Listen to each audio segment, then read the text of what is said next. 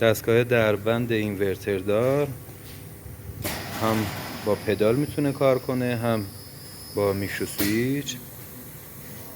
همجور که میبینین سرعت بستن درب، مقدار فشار بستن درب در واقع و تعداد دور چرخش، زمان بستن درب، همه اینا روی دستگاه قابل تنظیم هست.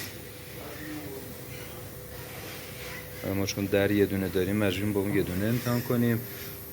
همونجوری که میبینید اینورتر دار هست، شما زمان بستن درب رو میتونید تنظیم کنین، سرعت بستن درب و فشار بستن درب هم به صورت مکانیکی تنظیم. ما یه دونه دیگه مهندس بزنیم که